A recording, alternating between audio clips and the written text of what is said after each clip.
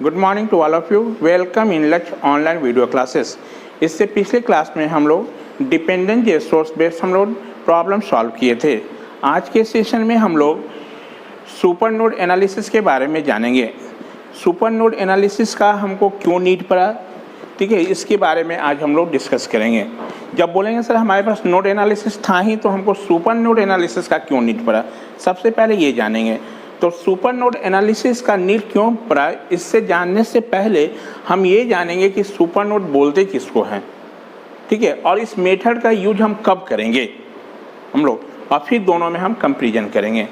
तो सबसे पहले सुपर नोड समझने के लिए जैसे हम दो डायग्राम यहाँ पर बनाए हुए हैं, फिगर ए और फिगर बी।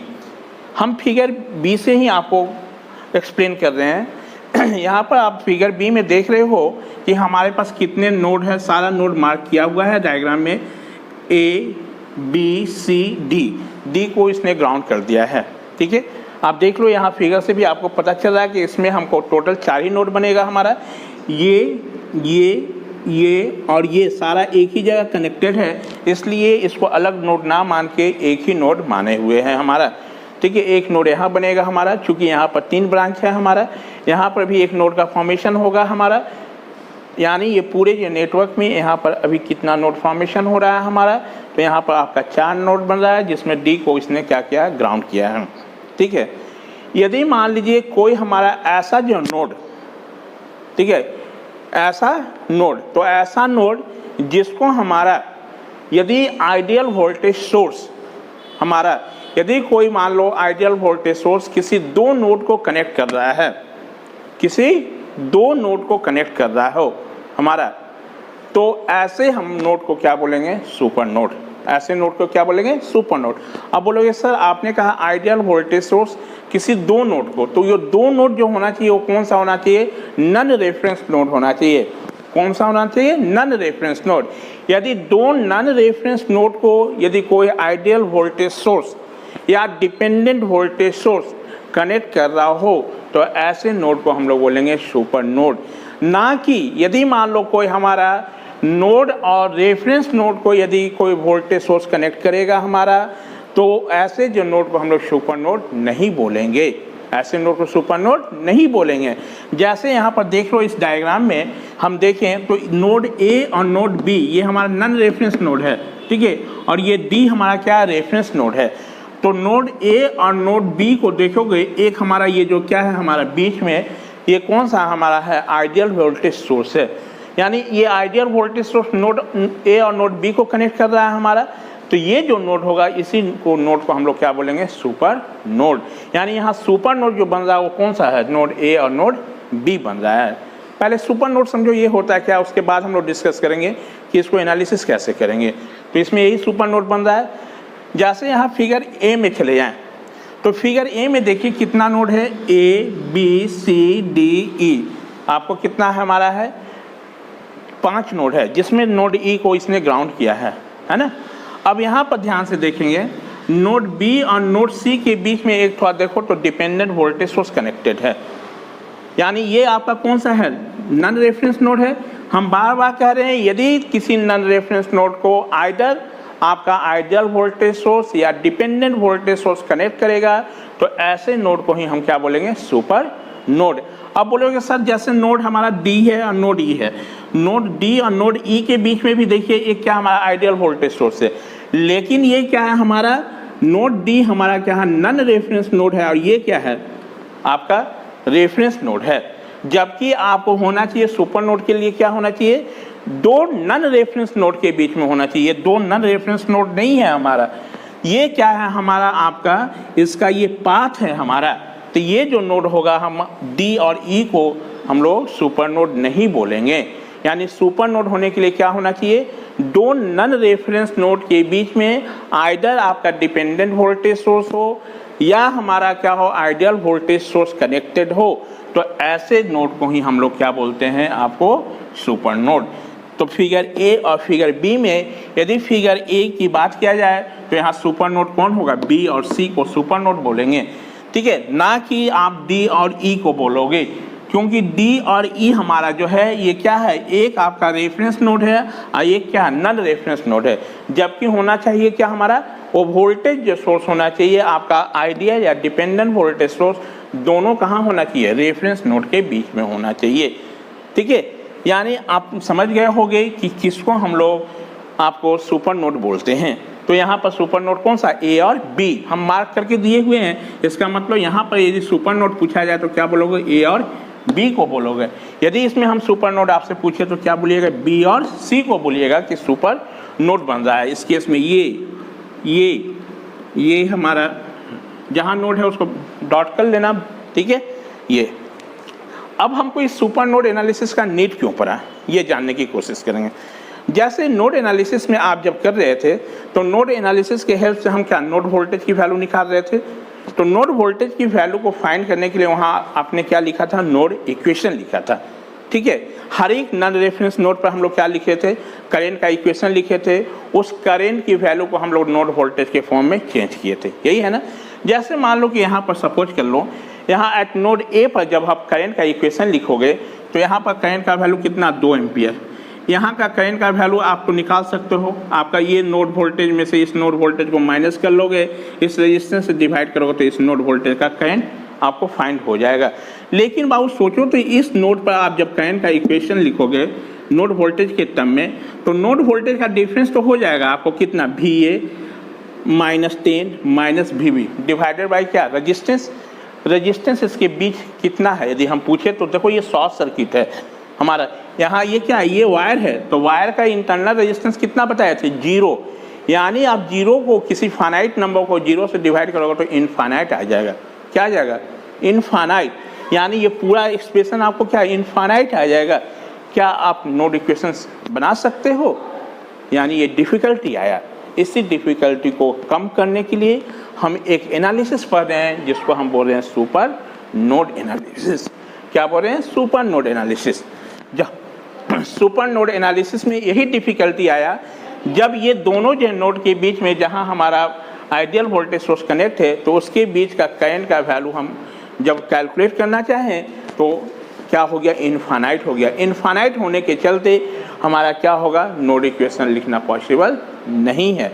तो इस डिफ़िकल्टी को हम कैसे कम करेंगे, इसी डिफ़िकल्टी को कम करने के लिए एक एनालिसिस आज हम लोग लर्न कर रहे हैं जिसको बोल रहे हैं सुपर नोड एनालिसिस। ठीक है, तो जब एनालिसिस इसको करेंगे तो कैसे हम लोग करेंगे, तो करना क्या है, जहाँ सुपर नोड बन रहा है वहाँ पर हम लोग 2 इक्वेशन लिखेंगे। एक आपको करंट का इक्वेशन लिखेंगे और एक क्या लिखेंगे, वोल्टेज का इक्वेशन लिखेंगे। मतलब जो सुपर नोड बनेगा वहाँ से 2 इक्वेशन मिलेगा, एक करंट का इक्वेशन लिखेंगे और एक क्या लिखेंगे हम लोग, वोल्टेज का इक्वेशन। ठीक है, और जहाँ जहाँ आपको सुपर नोड नहीं बन रहा है वहाँ पर सीधे आप KCL इक्वेशन लिख देना। तब इसको जब हम एग्जाम्पल के रूप में मान लो यही क्वेश्चन हम सॉल्व करते हैं, हमारा क्वेश्चन आता है कि find the value of current in 3 ohm resistance, 3 ओम के अक्रॉस निकालना है। तो 3 ओम निकालने के लिए यहाँ पर क्या होता है हमारा, क्योंकि ये सुपर नोड यहाँ बन रहा है तो हम सुपर नोड एनालिसिस के हेल्प से सॉल्व करेंगे। ठीक है, कैसे सुपर नोड एनालिसिस के हेल्प से इस प्रॉब्लम को सॉल्व करेंगे, हम जब इस क्वेश्चन को रूप में लेके चलेंगे उसी को आप एग्जाम्पल बोल लो, हम उसी एग्जाम्पल को आप क्वेश्चन के रूप में समझाएंगे। ठीक है, तो उसको कंसीडर करने के लिए एक प्रॉब्लम ही हम लोग लेके चलेंगे, तब तो आपको अच्छी तरह से समझ में आएगा कि इसको एनालिसिस को अप्लाई कैसे हम लोग कर रहे हैं। तो आपको आई होप अच्छी तरह से समझ में आया होगा कि सुपर नोड है क्या हमारा, इसका नीड क्यों पड़ा हमारा। ठीक है, अब इसी चीज़ को देखो, हम जो डिफिनीशन क्या है इसको पहले लिखे हुए हैं। सुपर नोड का डिफिनीशन पहले लिखे हैं, nodes that are connected to each other. हमारा ऐसा जो नोड जो कि हमारा क्या कनेक्टेड हो, किससे, बाय ए वोल्टेज सोर्स। अब यहाँ पर इस वोल्टेज सोर्स से आपका क्लियर नहीं हो पा रहा है कि कौन सा वोल्टेज सोर्स, तो हम इसको आपको आइडेंटिफाई करने के लिए इसके अंदर में लिख लिए हैं आइडियल वोल्टेज सोर्स और डिपेंडेंट वोल्टेज सोर्स। कहने का मतलब हमारा यदि कोई नोड हमारा, और वो भी कौन नोड, यहाँ नोड से तो ये क्लियर नहीं हुआ, तो हमारा none reference node.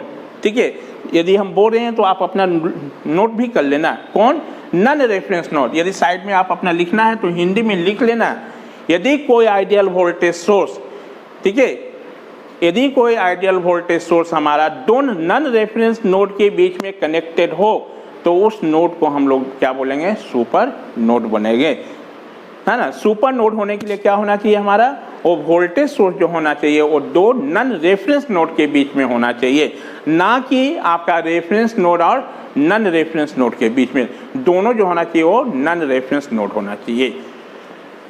Nodes that are connected to each other by a voltage source, कैसा वोल्टेज, आइदर वो आइडियल वोल्टेज सोर्स हो, नहीं तो क्या डिपेंडेंट वोल्टेज सोर्स, बट लेकिन not to the reference node, लेकिन वो नोड हमारा रेफरेंस नोड से कनेक्टेड नहीं होना चाहिए।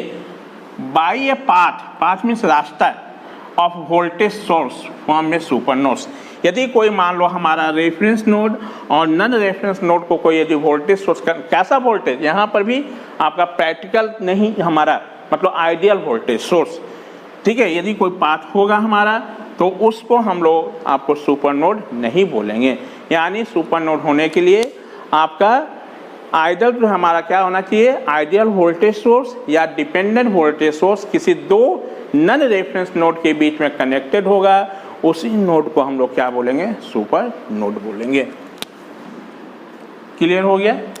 ए super node requires one node voltage equation that is KCL equation.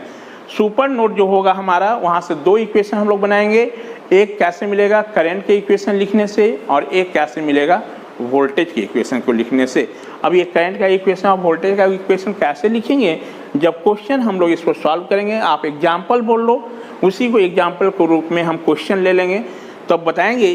तो मतलब सुपर नोड जहाँ बना है वहाँ से हमको दो इक्वेशन ऑब्टेन होगा, एक बाय राइटिंग करंट इक्वेशन और एक क्या से बाय राइटिंग वोल्टेज इक्वेशन। तो आप इसे कह सकते हो, कभी पूछा जाता है आपको ऑब्जेक्टिव में कि super node analysis is the application of, तो यहाँ पर क्या है हमारा केसीएल इक्वेशन और केवीएल, ये दोनों यहाँ पर यूज होगा। यानी super node is the analysis of किसका, केवीएल और केसीएल, ये दोनों का है हमारा, ठीक है। तो कैसे इसको एनालिसिस करेंगे अब हम लोग यहाँ पर जानेंगे। तो आप सुपर नोड समझ गए होंगे, पहले इतना अपना नोट कर लीजिए अपने अच्छे से, ये दोनों फिगर बना लीजिए अपना, और उसके बाद हम इसी एक को क्वेश्चन लेंगे, उसी क्वेश्चन के रूप में आपको फिर हम लोग सॉल्व करेंगे। आपको ये पता चला होगा कि इस नोड सुपर नोड एनालिसिस का नीड क्यों पड़ा, क्योंकि जब हम लोग करंट का इक्वेशन लिखेंगे इस पर सुपर नोड पर, तो यहाँ पर देखिए करंट का इक्वेशन लिखने के लिए नोड वोल्टेज के फॉर्म में जब लिखोगे तो ये क्या आएगा, VA minus 10 minus VB divided by resistance होना चाहिए। तो इसके बीच का रेजिस्टेंस कहाँ है आपको, ये एक वायर देख रहे हो हमारा, तो इसका इंटरनल रेजिस्टेंस तो है ही नहीं। जब कोई इंटरनल रेजिस्टेंस नहीं है इसका मतलब जीरो होगा, और किसी फाइनाइट नंबर को जीरो से डिवाइड करोगे तो इनफाइनाइट आ जाएगा, यानी हमको यहाँ से नोड इक्वेशन ही नहीं फॉर्म हो पाएगा। तो इसी डिफिकल्टी को कम करने के लिए हम इस एनालिसिस का हमको नीड पड़ा। आप लोग इतना नोट डाउन कर लें।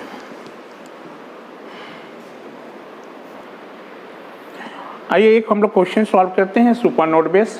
क्वेश्चन हमारा इस प्रकार है, find the power dissipated by 5 ohm current source in the network shown in figure. आपका कह रहा है कि 5 एम्पियर जो करंट जो सोर्स है, इसके चलते इसमें कितना हमारा पावर डिसिपेट होगा वो कैलकुलेट करें। तो देखो ये करंट सोर्स के चलते हमको पावर डिसिपेट निकालना है, तो पावर का फॉर्मूला क्या होगा इसके लिए, वोल्टेज इंटू करंट। करंट का वैल्यू तो दिया हुआ 5, यदि हम वोल्टेज का वैल्यू निकाल लें कि इसमें कितना वोल्टेज हमारा अपियर होगा, यदि वो निकाल लें तो पावर का वैल्यू इजी वे में निकल जाएगा बाबू। अब इस वोल्टेज की वैल्यू यहाँ पर कितना अपियर होगा, तो इसको फाइंड करने के लिए हम नोड एनालिसिस का यूज कर रहे हैं, ठीक है, नोड एनालिसिस का यूज। अब थोड़ा देखो तो ये 5 एम्पियर करंट जो सोर्स जो हमारा है ये 5 ओम रेजिस्टेंस के साथ पैरेलल में है, यानी इस 5 ओम रेजिस्टेंस में जो वोल्टेज होगा वही 5 एम्पियर करंट में भी होगा हमारा। तो इस वोल्टेज की वैल्यू को फाइंड करने के लिए, तो इस वोल्टेज की वैल्यू हम फाइंड कर सकते हैं, किसी भी रेजिस्टिव एलिमेंट में वोल्टेज की वैल्यू फाइंड कर सकते हैं बाय यूजिंग नोड एनालिसिस के हेल्प से, है ना। आपको नोड है, लेकिन यहाँ पर देखो यहाँ सिंपल नोड का क्वेश्चन ये नहीं है, थोड़ा देखना। यहाँ पर आप देख रहे हो कि एक हमारा आइडियल वोल्टेज सोर्स है जो आपका दो नोड के बीच में कनेक्टेड है हमारा, है ना। तो देखो ये आपका है हमारा, ये आइडियल वोल्टेज सोर्स इसके बीच में कनेक्टेड है, यानी यहाँ पर क्या होगा हमारा सिंपल नोड नहीं, ये क्या है हमारा आपका सुपर नोड का केस है हमारा। तो सुपर नोड का केस है हमारा, तो हमने वहाँ बताया था कि क्वेश्चन आपको कि दो नन रेफरेंस नोड के बीच में हमारा जो हमारा आइडियल वोल्टेज सोर्स या आपको बोले थे डिपेंडेंट वोल्टेज सोर्स कनेक्ट होगा तो वो जो नोड होगा वहाँ पर क्या होगा, सुपर नोड बनेगा। तो कभी कभी क्वेश्चन में आपका क्या होता है, नोड पहले से डिसाइड रहता है, ठीक है, और कभी क्वेश्चन में नोड नहीं भी डिसाइड करके दे सकता है। तो आपको जज करना है कि कहाँ पर सुपर नोड का फॉर्म होगा। जैसे मान लो इस क्वेश्चन में हम है, तो क्वेश्चन में अभी कहीं नोड आपका डिसाइड नहीं किया, नोड का मार्क किया हुआ है क्वेश्चन में नहीं है हमारा। तो सबसे पहला काम जितना आप नोड एनालिसिस में करते थे वो सारा वर्क यहाँ पहले कर लें। तो पहले जज कीजिए तो यहाँ पर कितना नंबर ऑफ नोड होगा हमारा। देखिए यहाँ पर एक नोड बनेगा, ठीक है, ये हमारा पॉइंट इसी से कनेक्ट कर सकते हैं हम लोग। तो ये और ये मिलकर एक ही नोड होगा, यहाँ पर भी एक नोड बनेगा, दो, एक नोड देखो यहाँ पर फॉर्म होगा हमारा, चूंकि यहाँ पर भी दो से ज़्यादा ब्रांच हो रहा है, ठीक है। अब एक थोड़ा देखो कि ये और ये सबको हम यदि एक ही जगह कनेक्ट कर दें तो एक नोड ये भी बन जाएगा। तो यहाँ इसको सबको हम एक ही जगह लेके आ रहे हैं। चाहे आप तो इसको इस डायग्राम को इसको यहाँ से भी मिला सकते हो, है ना, आपको चाहे इसको ऐसे ही रहने देना चाहते हो तो आप ऐसे ही रहने दो। तो एक नोड हम ये पूरे को यानी इसको बोल रहे हैं, तो ये सब एक ही नोड कंसीडर कर रहे हैं, अलग अलग नहीं कर रहे हैं। अब डायग्राम कितने बार रीड्रॉन करोगे, आप लोग भी सीखो ऐसे बनाने के लिए। तो कितना नोड बना हमारा, 1 2 3 4, चार नोड वोल्टेज होगा, मार्क कर लो, आइदर न्यूमेरिक ऑर्डर से नहीं तो अल्फ़ाबेटिकल। इसको V1 V2 V3 और V4 जितना नोड में काम करते तो सब करना है हमको। तो 4 नोड होगा तो नोड इक्वेशन कितना बनेगा, 3 होगा, यानी 3 नोड इक्वेशन का फॉर्मेशन होगा। क्लियर है हमारा, ठीक है। उसके बाद क्या करते थे, नोड मार्क करने के बाद उस नोड में से किसी एक नोड को हम रेफरेंस सिलेक्ट करते थे। तो हम इसको रेफरेंस ले लिए, जिस नोड को आप रेफरेंस सिलेक्ट करोगे वहाँ का वोल्टेज कितना, 0। अब उसके बाद हम कह सकते हैं कि ये जो 10 वोल्ट जो है हमारा वो कौन सा, इसका इंटरनल रेजिस्टेंस यहाँ है, यानी जिस वोल्टेज सोर्स का इंटरनल रेजिस्टेंस का वैल्यू 0 होता था तो ऐसे सोर्स को हम लोग क्या बोले थे, आइडियल वोल्टेज सोर्स। यानी ये आइडियल वोल्टेज सोर्स हमारा दो नन रेफरेंस नोड के बीच में कनेक्टेड है, यानी इस नोड 1 और 2 को हम लोग क्या बोल सकते हैं, सुपर नोड। तो यहाँ पर जो सुपर नोड बन रहा है उसको थोड़ा मार्क कर लेना आप।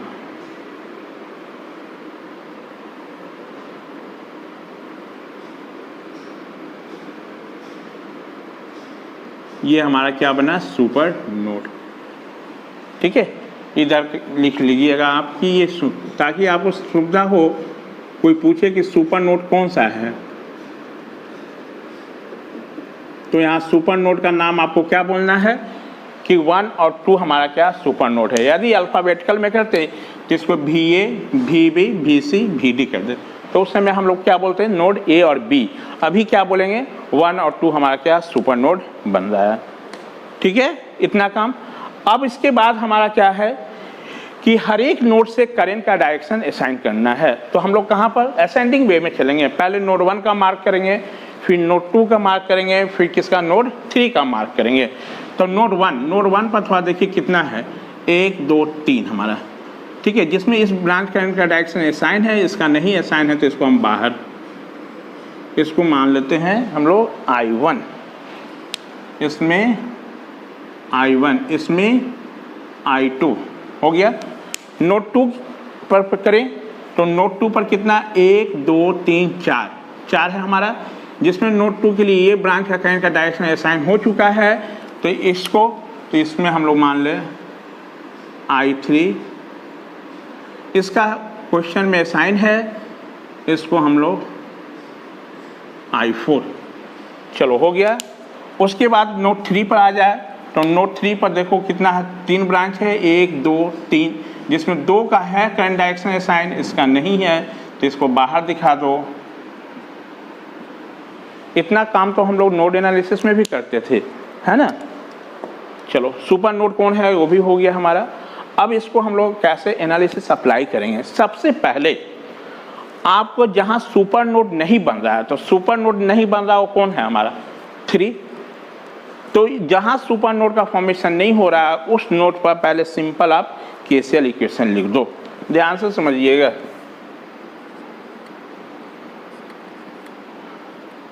Number of nodes n equal to कितना हुआ हमारा 4। नंबर ऑफ, जो काम करते थे पहले ये सारा काम करना है, नंबर ऑफ नोड्स इक्वेशन या नोडल इक्वेशन भी कर सकते हो, equal to n minus 1, 4 minus 1, 3। ठीक है, हम शुरू में ही जज कर लेंगे क्या हमारा कोई सुपर नोड बन रहा है या नहीं। यदि सुपर नोड का केस होगा तो हम लोग ऐसे सॉल्व करेंगे। तो यहाँ पर देखो 1 और 2 क्या है, सुपर नोड बन रहा है। सबसे पहले जहाँ सुपर नोड का फॉर्मेशन नहीं हो रहा है उस नोड पर हम लोग केसीएल इक्वेशन लिखेंगे। तो राइटिंग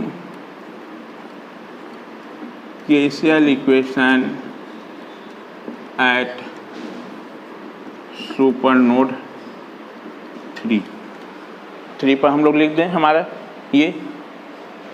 तो 3 पर लिखोगे तो कहाँ होगा बाबू बोलो, वहाँ पर 3 ब्रांच देखो, I1 I3 I5 का सम 0, तो I1 incoming plus I3 minus I5 equal to 0। ठीक है, हमको बनाना है इक्वेशन नोड वोल्टेज के फॉर्म में, इसलिए इस करंट का वैल्यू नोड वोल्टेज के फॉर्म में लाएंगे। अब थोड़ा देखो I1 कहाँ है, नोड 1 और 3 के बीच में है। नोड 1 और 3 के बीच में कोई सोर्स वोल्टेज नहीं है, कोई बैटरी नहीं है, तो इस केस में हमारा I1 का जो वैल्यू होगा वो नोड वोल्टेज का डिफरेंस डिवाइडेड बाय यहाँ से यहाँ तक टोटल रेजिस्टेंस, यानी कितना V1 minus V3 by 3। I5 थोड़ा देखिए कहाँ है, 3 और 4 के बीच में है। 3 और 4 के बीच में अगेन कोई बैटरी नहीं है, यानी हमारा जो I5 का वैल्यू होगा वो नोड वोल्टेज का डिफरेंस, नोड वोल्टेज का डिफरेंस करने का मतलब V3 माइनस V4, और V4 का वैल्यू 0 है, यानी ये V3 माइनस 0 बाई उस नोड के बीच का टोटल रेजिस्टेंस 2 माइनस I5 देखिए कहाँ है, I5 करंट आपका कहाँ है, हमारा I5 लिख लिए हम लोग। ये I1 नोड कहाँ पर हम लोग ले थे 3 पर, तो I1 I3 I5, I1 I3, I1 incoming, ये I3 होगा यहाँ पर। ठीक है, ये I3, कोई बात नहीं, पहले 5 का लिखो तो यहाँ पर माइनस साइन लगा दो। ये I3 का वैल्यू कितना हो जाएगा, देखिए I3 नोड 2 और 3 के बीच में है, नोड 2 और 3 के बीच में कोई हमारा सोर्स वोल्टेज नहीं है, इसलिए यहाँ पर ओनली जो होगा हमारा क्या, नोड वोल्टेज का डिफरेंस, यानी V2 माइनस कितना V3 बाई 1 इक्वल टू कितना 0, यही होगा।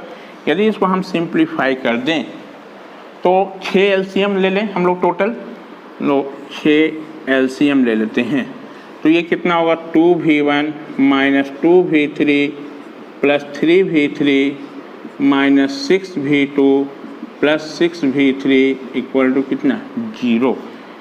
इसको सिंप्लीफाई कर लें तो V1 को एक जगह कलेक्ट कर लीजिए आप लोग, 2V1 माइनस कितना 6V2 और V3 का कितना हो जाएगा 6V3, 6 तो 9V3, 9 में से 2 गया तो 7 plus 7V3 equal to 0, number 1 हमारा।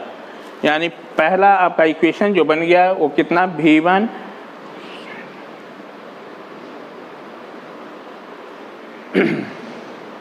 तो चेक कर लेंगे, I1 plus I3 minus I5 equal to 0, V1 minus V3 by 3।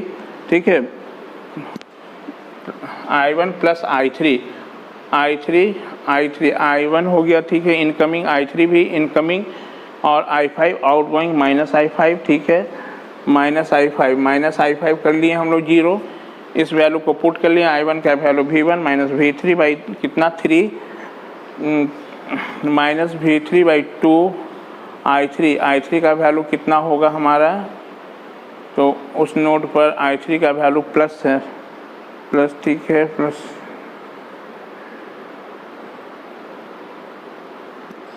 I1 plus I3 का वैल्यू कितना हो जाएगा V2 माइनस V3।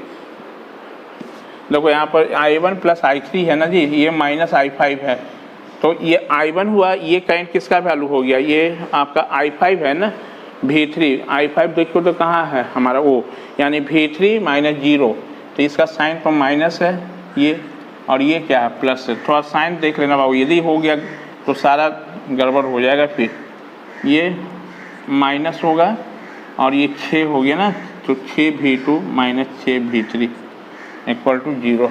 ये तो इसको सिंप्लीफाई किया जाए तो देखिए तो कितना होगा, 2V1 प्लस 6V2 और V3 कितना हो जाएगा, 3 2 5 6 11 minus 11V3 equal to 0, number 1। पहला इक्वेशन हो गया। ये इतना तो पता चल रहा है कि 3 इक्वेशन बनेगा, तो एक इक्वेशन आपका कहाँ, जहाँ सुपर नोड नहीं बन रहा था, और 2 इक्वेशन हमको वहाँ से मिलेगा जहाँ सुपर नोड फॉर्म हो रहा है। तो सुपर नोड हमारा कहाँ 1 और 2 के बीच में हो रहा है, 2 इक्वेशन यहीं से हम लोग निकालेंगे। तो राइटिंग करेंट इक्वेशन,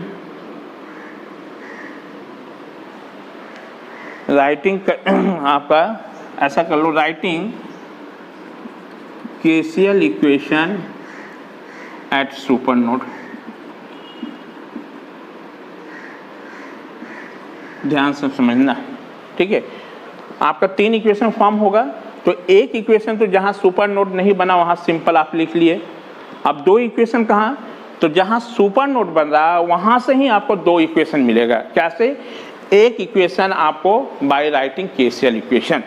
तो केसीएल इक्वेशन जो सुपर नोड पर लिखोगे तो यहाँ पर ध्यान से समझिएगा, इसी में कन्फ्यूजन होती है। सुपर नोड कौन सा बन रहा है, 1 और 2। तो सुपर नोड पर जब हम केसीएल इक्वेशन लिखेंगे तो समझेंगे कि नोड 1 और 2 नोड को हम लोग क्या है मर्ज कर देंगे, मतलब एक ही नोड मानेंगे, अलग नोड नहीं मानेंगे। जब इस नोड को यहाँ पर मर्ज करोगे तो इस नोड का जो करंट होगा हमारा ये, और इस नोड, ये तीनों जाके यहीं पर मर्ज हो जाएगा हमारा।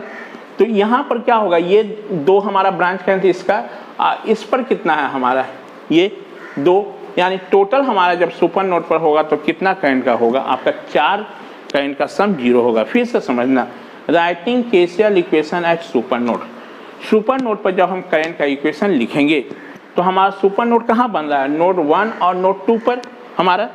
तो नोड 1 और नोड 2 पर जब करंट का इक्वेशन लिखोगे तो इसका मतलब है कि ये नोड हमारा और 2 नोड को एक ही मान लेना है।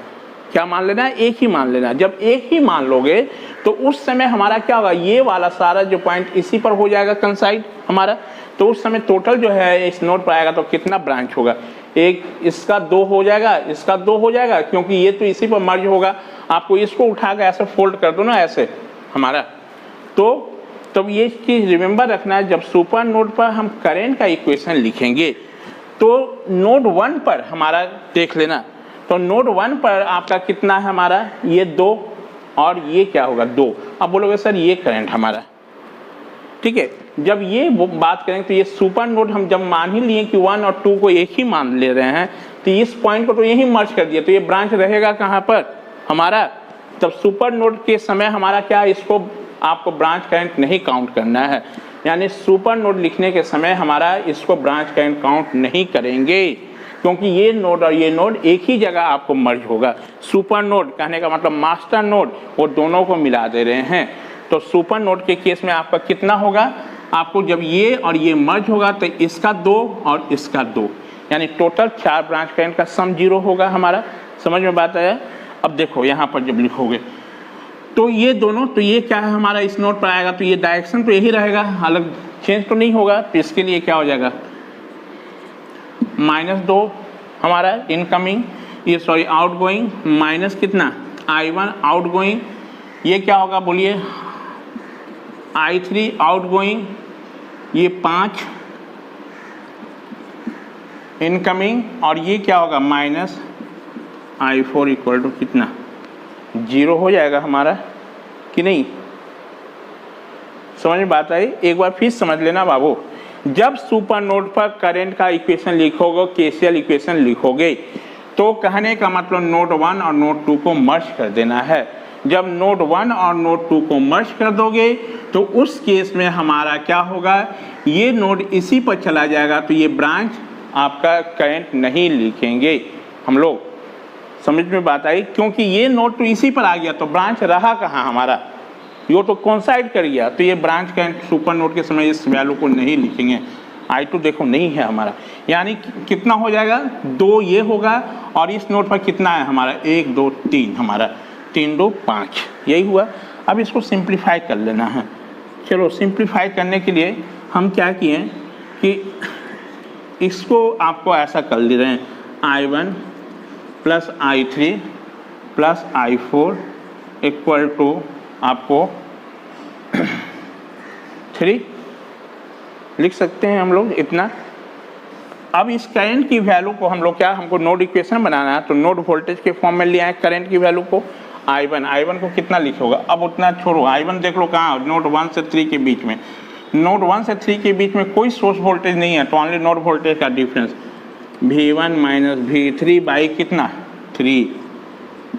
I3 देखिए कहाँ है, 2 और 3 के, 2 और 3 के बीच में कोई सोर्स EMF नहीं है, यानी हमारा 2 और 3 का वोल्टेज का डिफरेंस यानी V2 माइनस V3, ये शायद पहले भी कैलकुलेट किए थे हम लोग। 1 प्लस I4 देखो कहाँ है, नोड 2 और ग्राउंड के बीच क्या है, ये हमारा क्या है, कौन सा पॉइंट है, ग्राउंड ही से कनेक्टेड है, यानी यहाँ पर पोटेंशियल क्या होगा 0, यानी V2 माइनस 0 बाई रेजिस्टेंस का वैल्यू कितना 5 इक्वल टू कितना 0 हमारा, यही होगा। अब इसको हम लोग सिंप्लीफाई कर दें तो क्या 15 LCM ले सकते हैं, 15 हमारा क्या होगा LCM, ये कितना 3 5 15, इसको सिंप्लीफाई करो, 15 V2 माइनस 15 क्या है V3 और प्लस 3 V2 इक्वल टू 0 होगा। आप चेक कर लेना, इसका LCM ले लिए 15, तो 3 5 15, 5 से ये गुना 5 V1 minus 5 V3, 15 V2 minus 15 V3, 5 से 15 प्लस 3 V2 इक्वल टू कितना 0। ठीक है, तो इसको सिंप्लीफाई करके कितना आएगा, देखो V1 को एक जगह कलेक्ट कर लेंगे, V2 को एक जगह कलेक्ट कर लेंगे और V3 को एक जगह कलेक्ट, एक इक्वेशन मिलेगा। वो जो इक्वेशन होगा वो क्या कहलाएगा, नोड इक्वेशन होगा हमारा। चलो पहले वीडियो पॉज करके इतना आप लोग बना लो। चलिए अब आगे इसको सिंप्लीफाई करते हैं हमारा। तो V1 को एक जगह कलेक्ट करोगे तो 5 V1 यहाँ पर है और तो नहीं है हमारा, यानी 5 V1। V2 टोटल कितना हो जाएगा, देखो 15 V2 और 3 मिलके 18 V2 हो जाएगा, प्लस 18 V2। V3 को एक जगह कलेक्ट कर ले तो माइनस कितना 20 V3 इक्वल टू 0। सेकेंड हो गया हमारा। ठीक है, एक इक्वेशन और इसी सुपर नोड से हम लोग डिटरमाइन करेंगे, वो कैसे, वोल्टेज इक्वेशन लिखने से। तो writing voltage equation, writing voltage equation for the super node, for the super node। चलो सुपर नोड के लिए वोल्टेज का इक्वेशन, वोल्टेज इक्वेशन कहने का मतलब कि केवीएल इक्वेशन हमारा। ठीक है, अब देखो वोल्टेज इक्वेशन कैसे लिखोगे, आप सीख लो, इतना तो पहले भी बता चुके हैं। हमको कहाँ लिखना है, इस सुपर नोड पर, तो 1 और 2 के बीच में, यही ना हमारा, इसके बीच में। तो इसके बीच में आप वोल्टेज का जब इक्वेशन लिखोगे तो इसके बीच में केवीएल इक्वेशन अप्लाई कर लो। तो यहाँ से लेकर यहाँ तक नोड वोल्टेज के बीच में जितना हमारा वोल्टेज है उसका डिफरेंस करते जाओ और उसको 0 से इक्वेट कर दो। तो यहाँ से यहाँ तक देखो तो कितना वोल्टेज होगा हमारा, 1 2 और क्या 3 हमारा, इससे तीनों वोल्टेज का डिफरेंस करके 0 से इक्वेट कर देना है।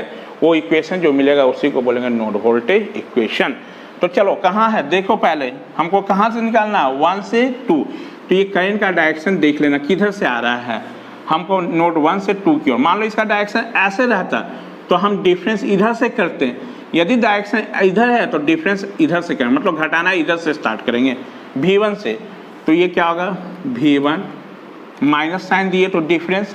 अब इस सोर्स में, तो ये सोर्स में पहले देखना क्या मिल रहा है इसको, तो पहले प्लस मिल रहा है इसलिए इसका प्लस 10 वोल्ट होगा, तो ये 3, ठीक है। और वो कितना है V2, तो माइनस V2 इक्वल टू कितना 0, यानी कितना हो गया V1 minus V2 equal to कितना 10। हमें ये नंबर 3। नोड वोल्टेज जो भी मानोगे वो तो ग्राउंड के रिस्पेक्ट में किया ना, तो नोड वोल्टेज हमेशा ग्राउंड के रिस्पेक्ट में क्या है हमारा हायर होगा, इसलिए पॉजिटिव है, यानी इसका मैग्नीट्यूड पॉजिटिव है, इसका भी पॉजिटिव है हमारा। ये 3 इक्वेशन मिल गया। देखो तो ये 3 हमारा जो मिला वो नोड वोल्टेज के फॉर्म में है, और नोड वोल्टेज कौन था V1 V2 और V3। ये तीनों इक्वेशन को सॉल्व करें। Solving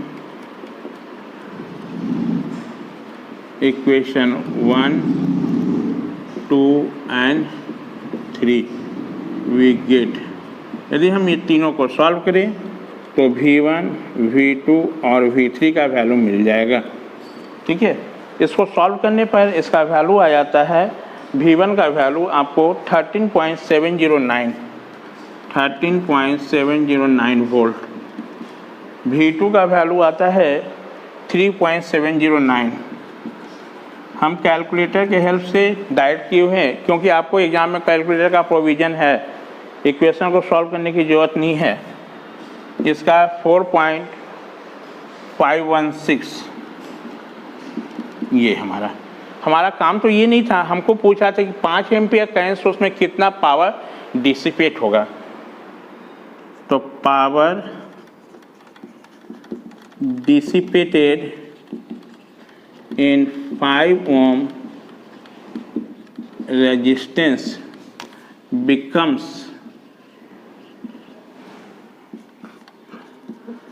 power dissipated in 5 ohm, ये लिखने का तरीका है, इज इक्वल टू क्या लिखोगे वोल्टेज इनटू क्या 5 ohm में है ना पूछ रहा है, sorry power dissipated in 5 ampere पूछ रहा है जी। Power dissipated in 5 ampere current source, resistive element में नहीं पूछा है, ये करेंट सोर्स में पूछा है। तो वोल्टेज इनटू करेंट, तो कितना, अब थोड़ा सोचो तो करेंट का वैल्यू 5 एम्पियर, तो 5 एम्पियर में जो वोल्टेज आएगा वही ना, तो इस 5 एम्पियर में कौन सा वोल्टेज आएगा, देखो तो ये 5 एम्पियर 5 ओम रेजिस्टेंस के साथ पैरेलल है, यानी 5 ओम में जो वोल्टेज होगा वही होगा। तो 5 ओम में वोल्टेज कौन सा होगा हमारा, थोड़ा ध्यान से देखो कि इसको तुम जब ग्राउंड ही कर दिए हो तो हमारा टोटल जो वोल्टेज, ग्राउंड कहने का मतलब कि यहाँ से लेके यहाँ तक का वोल्टेज ये V2 है, तो यहाँ से लेके यहाँ तक का वोल्टेज V2 ही ना होगा इस 5 ओम के क्रॉस, यानी कौन सा वोल्टेज होगा V2, यानी वोल्टेज का वैल्यू कितना V2 इंटू करेंट का वैल्यू कितना 5। अब V2 का वैल्यू आप निकाले हुए हो कितना 3.709, इसको मल्टीप्लाई करते हुए तो आ जाता है आपको 18.545 वाट, यही आंसर हो गया हमारा, ठीक है। यदि ये सुपर नोड का आप लोग एनालिसिस नहीं जानते, सुपर नोड का कंसेप्ट आपके पास नहीं होता, तो फिर ये प्रॉब्लम को आप सॉल्व नहीं कर सकते थे। कहाँ, जब हम सिंपल नोड से यदि बनाते तो इसके बीच में करंट का वैल्यू I2 हम नहीं निकाल पाते, जब I2 कैलकुलेट करते तो उस समय इनफाइनाइट आ जाता है, ठीक है। जबकि इनफाइनाइट नहीं मतलब फिर हम नोड आपका इक्वेशन ही नहीं लिख पाते। इसी डिफिकल्टी को कम करने के लिए वी हैव टू रिक्वायर्ड आपका सुपर नोड एनालिसिस। समझ में बात आई, यानी सुपर नोड के केस में हमेशा याद रखो कि जहां सुपर नोड बन रहा वहां पर से 2 इक्वेशन मिलेगा, एक कैसे करंट का इक्वेशन लिखने से और एक कैसे मिलेगा वोल्टेज के इक्वेशन लिखने से। जब सुपर नोड पर करंट का इक्वेशन लिखोगे तो वो नोड 1 और 2 के बीच का जो ब्रांच है हमारा, उसका हम इक्वेशन करंट का वैल्यू नहीं लिखेंगे। क्यों? क्योंकि हम वो दोनों को एक ही नोड मान रहे हैं, जब दोनों को एक ही नोड मान लोगे तो वो थोड़ी ब्रांच एग्जिस्ट करेगा वो हमारा, इसका मतलब वो ब्रांच एग्जिस्ट नहीं करेगा तो ब्रांच करेंट भी एग्जिस्ट नहीं करेगा। आई होप अच्छी तरह से आप समझ गए होंगे सुपर नोड का कैसे हमको इसको सॉल्व करना है, और इस पर बेस्ड हम लोग न्यूमेरिकल सॉल्व करेंगे। ठीक है, वो हम लोग नेक्स्ट क्लास में डिस्कस करेंगे। Thank you.